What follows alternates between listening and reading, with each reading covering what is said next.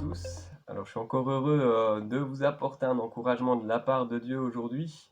Alors, c'est ce qu'on veut, hein, vous apporter des paroles pleines de grâce et de bénédiction pour vos vies là où vous êtes. Donc, avec ces petites vidéos, on veut être de ceux qui vous bénissent de la part de Dieu. Là où vous êtes, au moment où vous regardez cette vidéo, que Dieu puisse vous visiter et vous faire du bien. Amen.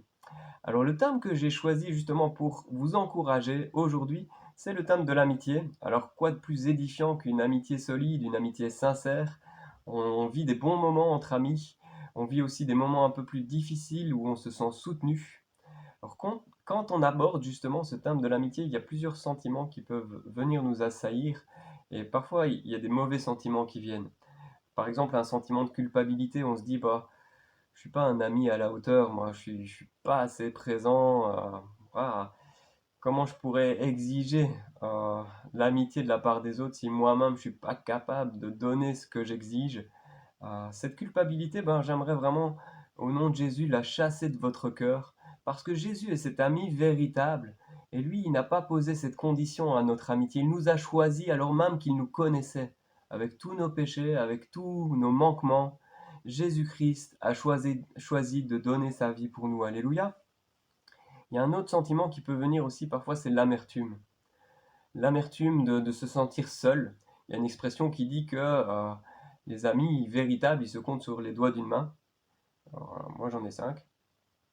Je suppose que vous aussi, enfin j'espère. Un, 2, 3, 4, 5. Pour ma part, 5 amis véritables, moi ça me convient parfaitement, hein. Déjà un, ça me paraît beaucoup. Mais voilà, les amitiés qui se comptent sur les doigts d'une main, ça veut dire pas beaucoup, ça peut nous rendre amers, ça. Mais en Jésus, nous avons un ami suffisant, un ami qui peut nous comprendre, qui peut vraiment nous soutenir. Et c'est ce que nous allons voir en lisant un encouragement de la part de Jésus à ses disciples justement sur l'amitié. D'abord en Jean 15, les versets 13, Jésus affirme qu'il n'y a pas de plus grand amour que de donner sa vie pour ses amis. Si Jésus est cet ami véritable, eh bien c'est parce qu'il a donné sa vie pour chacune d'entre nous. Et nous lisons la suite de cette déclaration en Jean 15, les versets 13 à 17. Jean 15, versets 13 à 17. Vous êtes mes amis, dit Jésus, si vous faites ce que moi je vous commande. Jésus dit ça à ses disciples. Je ne vous appelle plus esclaves, parce que l'esclave ne sait pas ce que fait son maître. Je vous ai appelé amis, parce que je vous ai fait connaître tout ce que j'ai entendu de mon Père. Ce n'est pas vous qui m'avez choisi, c'est moi qui vous ai choisi et institué pour que vous alliez, que vous portiez du fruit et que votre fruit demeure, afin que le Père vous donne tout ce que vous lui demanderez en mon nom. Ce que je vous demande, c'est que vous vous aimiez les uns les autres. Amen. Alors, il y a dans ce premier verset de notre lecture, le verset 14, l'évocation d'un concept qui est quand même rarement associé à l'amitié, c'est celui de l'obéissance. Si vous êtes mes amis, vous faites ce que moi je vous commande. Alors, je ne sais pas si vous, mais un ami qui me dit ça ici-bas, je le trouve un peu bizarre, quoi. C'est pas que je veux plus être son ami, mais je me dis, wow, c'est un peu bizarre. Alors, pour comprendre cette déclaration de Jésus, il est nécessaire évidemment de considérer de qui elle provient. Jésus est Dieu, Jésus est pleinement Dieu, il nous connaît parfaitement. Il connaît ses disciples lorsqu'il leur dit ça. C'est lui qui les a choisis, il les apprécie chacun, chacune. Il sait ce qui est bon aussi pour eux. Il sait ce qui est bon pour nous, Jésus. Ses commandements, ses instructions visent à nous conduire sur la voie de l'épanouissement personnel. Ça vise à nous conduire sur la voie du bonheur. Alléluia, Dieu veut que ses enfants soient heureux. Il nous envoie Jésus, cet ami véritable qui est capable de nous conduire dans une vie épanouie. Alléluia. C'est parce que Jésus nous connaît parfaitement qu'il exige de nous l'obéissance, car il sait ce qui est bon pour nous et ce qui ne l'est pas. C'est l'amour en fait qui motive Jésus à dire si vous m'obéissez, eh bien vous serez parfaitement mes amis, ou vous êtes mes amis si vous faites ce que je vous commande. Bien parce que il nous aime, il sait ce qui est bon pour nous, et il nous conduit là où nous pouvons être épanouis. Alors il y a un autre point en ce qui concerne Jésus, c'est qu'il n'exige jamais de nous ce qu'il ne fait pas lui-même. Nous avons tous déjà été déçus par des amitiés, des relations amicales dans lesquelles bien l'autre avait des exigences pour nous qui ne s'appliquait même pas à lui-même. Il se peut que nous soyons aussi parfois ces amis qui n'accordent pas autant d'attention qu'ils en réclament. J'aimerais que tu sois un peu plus attentionné envers moi, mais bon, moi je me soucie pas trop de ce que tu es en train de vivre, mais s'il te plaît, soutiens-moi dans ce que je suis en train de vivre. Ça nous arrive parfois aussi si on est honnête. On exige une attention qu'on n'est pas capable de donner aux autres. Jésus n'est pas cet ami-là. Il réclame obéissance car lui-même il a obéi à Dieu jusqu'à la mort sur la croix pour nous. Il n'y a pas de plus grand amour que donner sa vie pour ses amis. Lorsque Jésus réclame obéissance, il le fait tout en sachant bien qu'il va obéir à Dieu le Père jusqu'à la croix, jusqu'à la mort sur la croix, pour nous, par amour pour nous. Alléluia.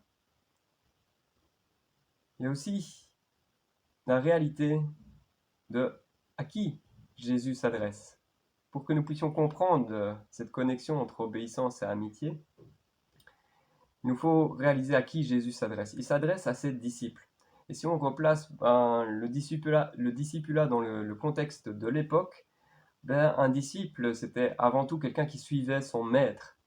Jésus était avant tout un maître pour les disciples, un rabbi. Les disciples ont accepté de tout quitter et de suivre Jésus pour se conformer à ses enseignements. Donc c'était quelque chose de rigoureux à la base. C'était vraiment plutôt suivre un professeur, quoi. Alors que Jésus, le maître, leur propose son amitié, c'est en réalité un honneur. C'est comme si le plus grand enseignant du domaine de prédilection dans lequel vous travaillez vous téléphonait et vous disait j'aimerais que tu sois mon ami, qu'on développe une amitié ensemble, bien, on va boire un verre ensemble après ta journée de travail, on fixe un rendez-vous, on passe un bon moment. C'est un honneur en fait, parce qu'on le connaît, on l'admire pour ses enseignements, et il nous téléphone, il nous dit ouais. Alors vous imaginez, Jésus, le Fils de Dieu, nous propose son amitié, c'est lui qui nous a choisis. C'est lui qui nous a choisis. Alors si on y réfléchit personnellement, moi, si j'y réfléchis, que quelqu'un qui me connaisse parfaitement, avec tous mes défauts, tous les trucs honteux que j'ai pas envie que les gens voient, que quelqu'un qui me connaisse parfaitement me choisisse pour être son ami, le fasse délibérément et par amour pour moi, c'est effectivement un honneur. C'est un honneur qui réclame de moi une attention particulière. Jésus nous propose son amitié alors même qu'il nous connaît parfaitement. Quelle grâce immense. Amen. Alors l'amitié que Jésus nous propose de développer, elle s'étend bien au-delà d'un simple partage d'affection, de sympathie évidemment. C'est un choix, c'est un engagement. Un engagement à accompagner, à aider et à aimer. Alors j'ai appelé ça les 3 A de l'amitié. L'amitié en Jésus. Jésus nous propose son amitié parce qu'il s'engage à nous accompagner, il s'engage à nous aider, il s'engage à nous aimer. Jésus est cet ami fidèle et tendre qui est fidèle envers tous ses engagements pour nous. Alors plus nous progresserons dans notre amitié avec Jésus, et plus nous serons à même aussi de développer des amitiés profondes et sincères avec les autres.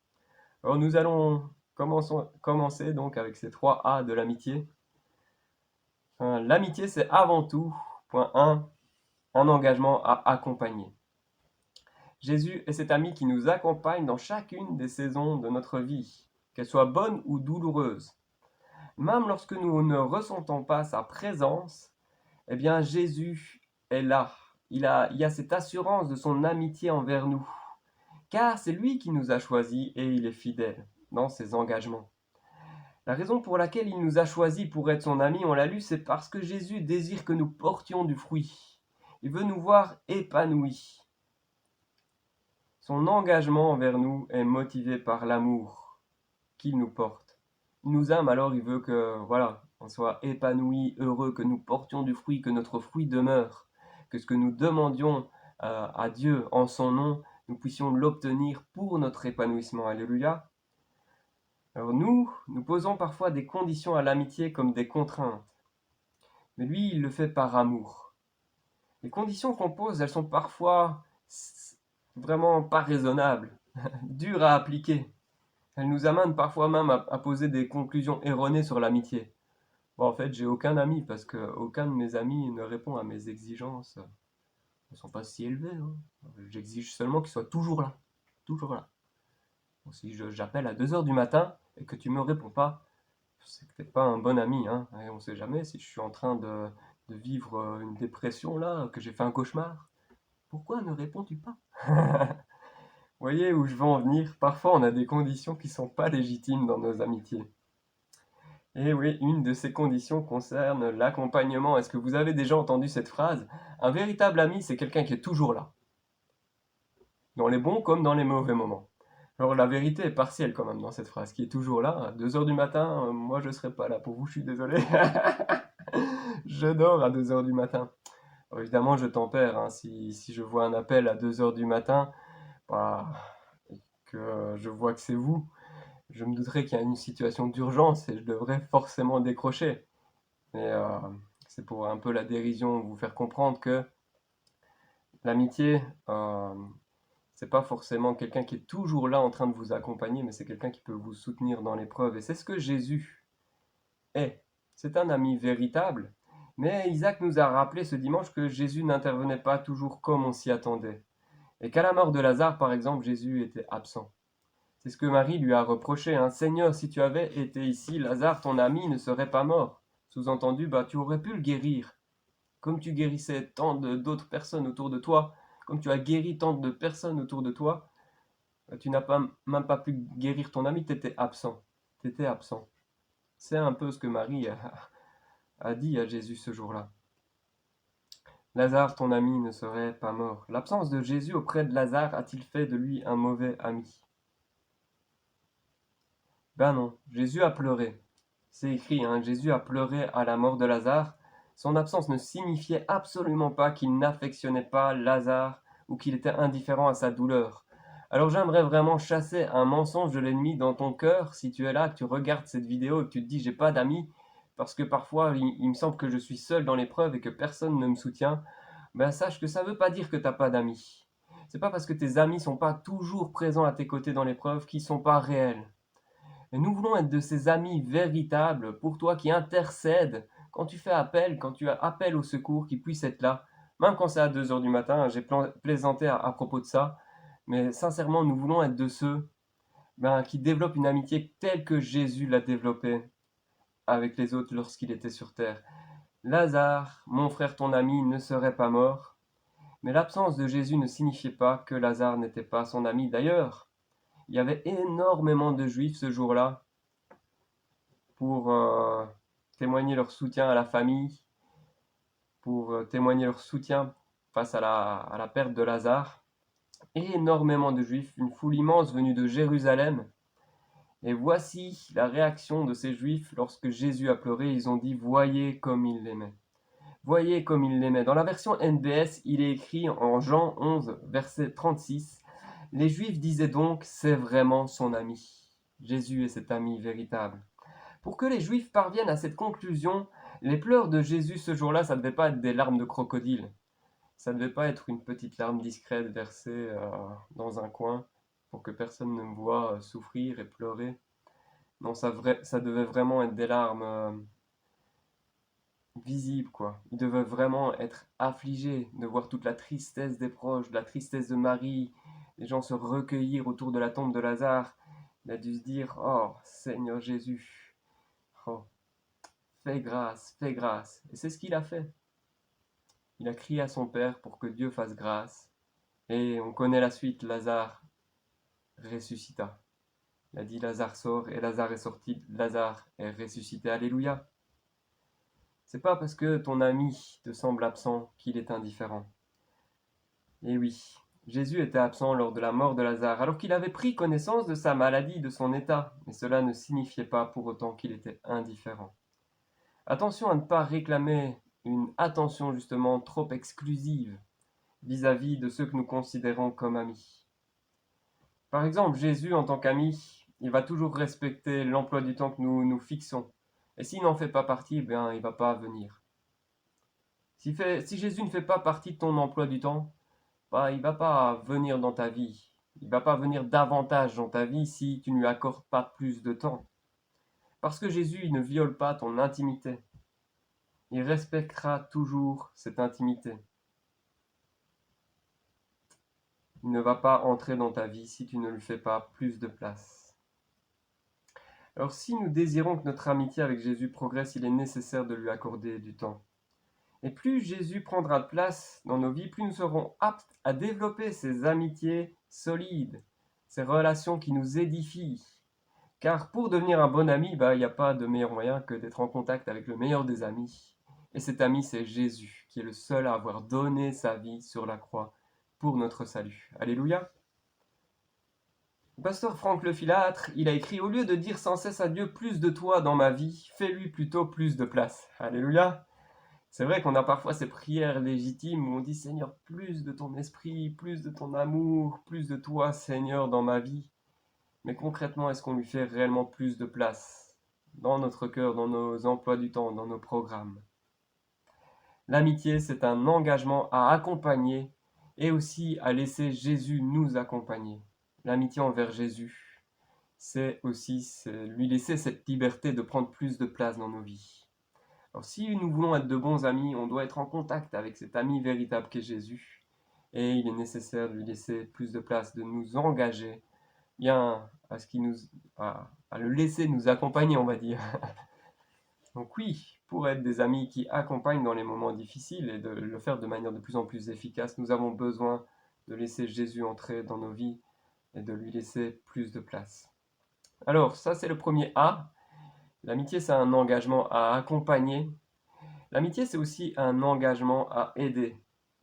Alors, je vais vous lire dans la première épître de Jean, chapitre 3, les versets 16 et 17. Ces versets qui nous parlent d'un engagement concret. Le fait que aimer, ce n'est pas seulement en parole, mais c'est aussi en acte. 1 Jean chapitre 3, versets 16 à 17. Voici comment nous avons connu l'amour. Christ a donné sa vie pour nous. Nous aussi, nous devons donner notre vie pour les frères et sœurs.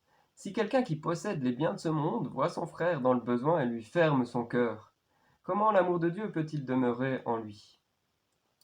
Petits enfants, n'aimons pas en parole et avec la langue, mais en acte et en vérité. Amen. Alors évidemment, ce dernier verset ne veut pas dire qu'on ne doit pas avoir de paroles d'encouragement, mais par contre, nos paroles doivent aussi se traduire en actes. Et c'est là que c'est parfois compliqué pour nous, difficile à appliquer. Par où commencer, comment proposer son aide d'une manière concrète, comment savoir aussi si mon ami a besoin d'aide. Bien souvent, quand on vit les mêmes choses, c'est plus facile de savoir si telle ou telle personne a besoin d'aide. Alors, hier, je regardais la télévision et je suis tombé sur une rétrospective d'une série qui s'appelle Friends. Ça veut dire amis.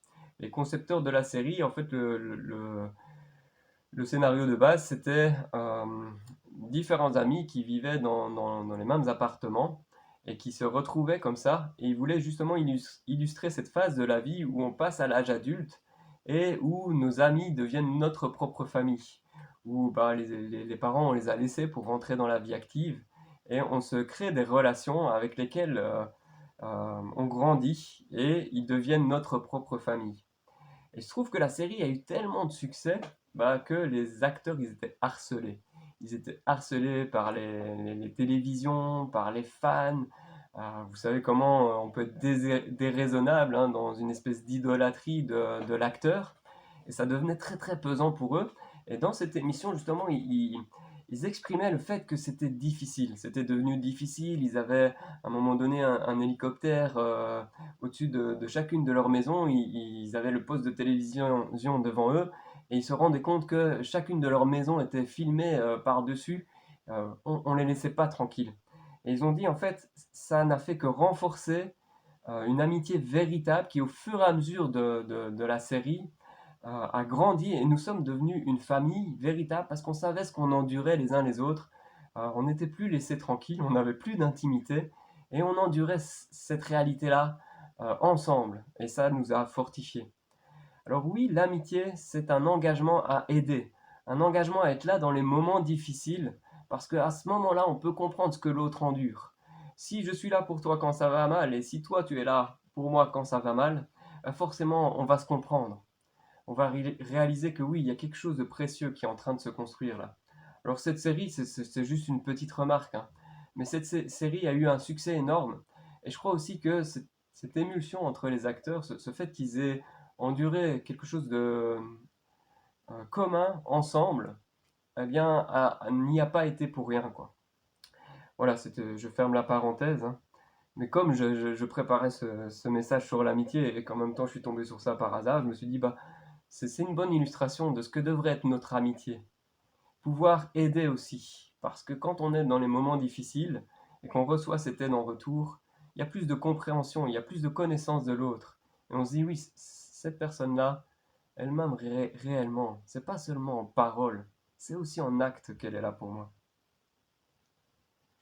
Alors oui, difficile à appliquer. Comment proposer son aide d'une manière concrète? Ben, Jésus peut nous aider à répondre à cette question parce que lui, il nous aide évidemment de manière concrète. Quand il a donné sa vie sur la croix pour nous, c'était concret. Jésus, en tant qu'ami, il a déjà tout accompli pour nous, il a donné sa vie.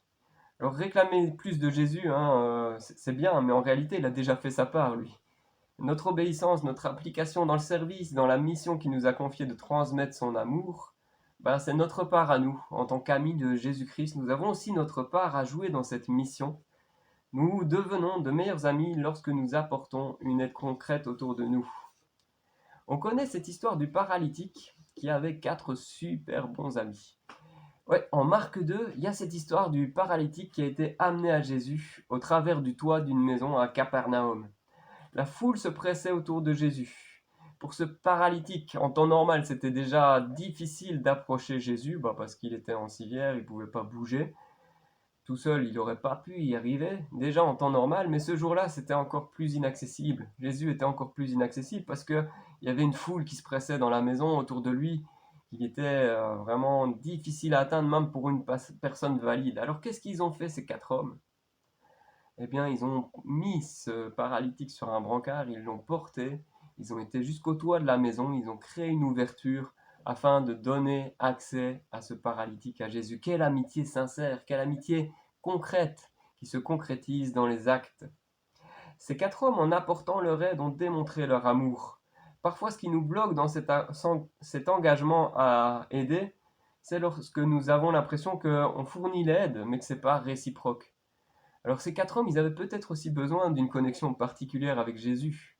Ils auraient pu laisser là le brancard et essayer de se frayer un chemin dans la foule, mais non, ils ont décidé de tout laisser, d'aller prendre un brancard, de mettre leur ami sur ce brancard et d'amener leur ami à Jésus. Parfois, ce qui nous bloque dans notre engagement à aider, c'est de se dire, bah oui, oui, je veux bien aider, mais moi, personne ne m'aide jamais. Mais c'est pas une mentalité motivée par l'amour, ça. Patrice Martorano, il a écrit: Quand une personne t'aide alors qu'elle a elle-même besoin de soutien, ce n'est plus de l'aide, c'est de l'amour. Quand une personne t'aide alors qu'elle a elle-même besoin de soutien, ce n'est plus de l'aide, c'est de l'amour. C'est de cette manière, motivée par l'amour, que nos amitiés doivent se développer. L'amour nous amène à nous engager, à aider sans pour autant s'attendre à recevoir de l'aide en retour. Alors ça m'amène au troisième A, hein. Le premier A, l'amitié, c'est un engagement à accompagner, à se laisser aussi accompagner. L'amitié, deuxième A, c'est un engagement à aider, un engagement à faire preuve d'aide concrète dans la vie de nos amis. Et troisième A, l'amitié, c'est un engagement à aimer, évidemment. L'amour pardonne tout, supporte tout, un engagement à aimer. Je me rappelle quand on était petit dans la cour d'école, parfois on avait ces engagements sincères envers nos amis. Ouais, je suis ton meilleur ami. Et le lendemain, parce qu'il nous avait fait une crasse, c'était plus notre ami, il allait plus jamais être notre ami. Et le surlendemain, de nouveau, il redevenait notre meilleur ami. Alléluia! Nous puissions retrouver ce cœur d'enfant qui pardonne et qui supporte si facilement. Amen. L'amour pardonne tout, même la trahison. Il vous est peut-être déjà arrivé de vous sentir trahi par une personne qui vous était chère, une personne que vous considériez comme une amie fidèle. Ce genre d'expérience est vraiment douloureux. Ça peut nous rendre plus réticents à nous engager justement dans des amitiés profondes, à nous livrer pleinement dans ces relations profondes. Parce que si on s'est livré déjà dans le passé et qu'on a été blessé, ça nous a fait si mal, on se dit, Seigneur, j'ai plus envie de souffrir, donc moi l'amitié, c'est pas pour moi. Jésus, t'es mon meilleur ami, mais j'ai pas envie de développer ça avec d'autres parce qu'ils m'ont tellement blessé. Pourtant, si on regarde à la vie de Jésus, tous l'ont délaissé, tous l'ont délaissé. Si on considère aussi la manière dont Jésus a réagi à sa résurrection quand il a été vers Pierre, Pierre, cet homme qui se considérait comme l'ami de Jésus et qui l'a trahi par 3 fois, qu'il a renié par 3 fois. Qu'est-ce que Jésus a fait avec Pierre? La réaction de Jésus face à Pierre nous démontre que l'amour est la clé pour rétablir les amitiés brisées. L'amour est la clé pour construire des amitiés. Même si on a été blessé dans le passé, on veut être de ceux qui croient que Dieu peut rétablir toute chose, peut rétablir aussi notre cœur, nous aider à nous lancer dans des relations sincères d'amitié de nouveau, même si on a été blessé. Parce que Jésus, lui, a été renié 3 fois par Pierre. Mais qu'est-ce qu'il a fait à sa résurrection? Il a été vers Pierre. Il lui a posé cette question: Pierre, m'aimes-tu? M'aimes-tu plus fort que tout ceci? Pierre, m'aimes-tu? Alors l'amour est évidemment indispensable pour développer des relations d'amitié profondes. Cet amour de Jésus pour Pierre, il s'exprime lorsqu'il lui demandera de prendre soin de ses brebis. Il n'a pas seulement posé cette question à Pierre: m'aimes-tu? Mais il a renouvelé sa confiance envers Pierre. Jésus, voyant l'amour de Pierre, lui a renouvelé sa confiance. La confiance implique toujours l'amour. Sans amour, il ne peut pas y avoir de confiance ou de confiance renouvelée. Et l'amitié est un moyen d'expression de cet amour que Jésus a lui-même développé avec ses disciples, qu'il développe avec nous et qu'il aimerait que nous développions les uns avec les autres. Alors que Dieu nous aide évidemment à rétablir ce genre d'amitié autour de nous, que ce soit entre frères et sœurs dans l'Église, que ce soit aussi avec des personnes qui ne connaissent pas encore Dieu, qu'on connaît depuis l'enfance et qu'on aimerait bien voir touchés par la grâce de Dieu. Bien, que Dieu nous aide à être ses amis véritables pour ces personnes, afin qu'ils voient en nous l'amour de Christ. Alors je conclus, simplement, développer des amitiés profondes et sincères est essentiel si nous voulons apprendre à accompagner, à aider et à aimer tout simplement les personnes qui nous entourent. Ces engagements peuvent avoir un impact très puissant. Dieu nous appelle vraiment à accompagner, à aider, à aimer, non seulement nos amis, mais aussi nos ennemis. Alors, je vous donne un petit exemple. Si notre obéissance elle est motivée par notre amour pour Dieu, elle va nous amener à développer des amitiés là où on s'y attendra le moins. Je vous donne cet exemple. C'est l'exemple de Saul qui est devenu Paul.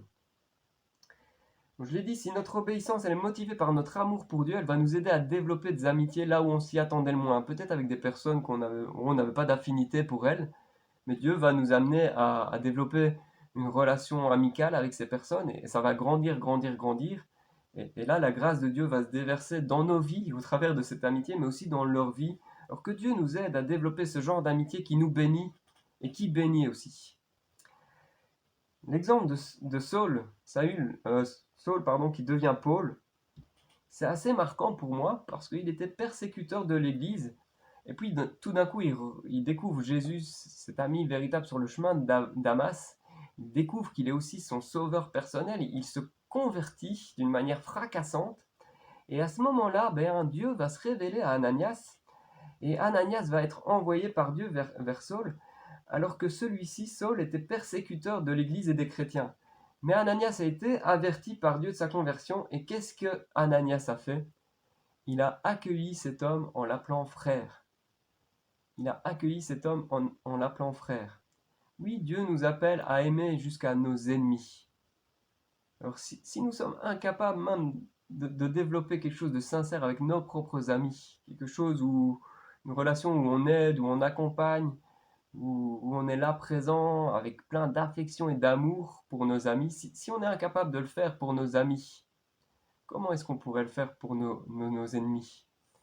Ananias, lui, il avait cette obéissance, cet amour sincère pour Dieu, cette amitié profonde, développée par la grâce reçue en Jésus. On est amis de Dieu, quelle grâce immense, amis de Dieu, amis du Dieu saint, du Dieu tout-puissant.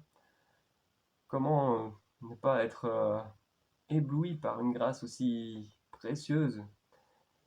Il y a Ananias, il avait cet amour pour Dieu, cette amitié pour Dieu qui l'a conduit à croire tout simplement, à faire confiance et à réaliser que Dieu l'envoyait là vers Saul parce que Dieu avait confronté Saul et l'avait amené à découvrir le salut en lui. Nous avons besoin de réaliser que Dieu veut sauver. Dieu veut sauver même le plus endurci. Et pour ça, Dieu veut nous utiliser. Peut-être que vous avez des amis, vous vous dites, bah, c'est pas possible. Lui, il est trop endurci. Quand je parle de Dieu avec lui, c'est porte fermée, porte close. Il a un cœur si dur, ça fonctionnera jamais, quoi. Seigneur, fais grâce. Mais tu connais pas le plan de Dieu pour la vie de cet ami. Alors je t'encourage vraiment à persévérer dans cette amitié. Que vraiment Dieu nous aide à construire ces amitiés sincères, profondes.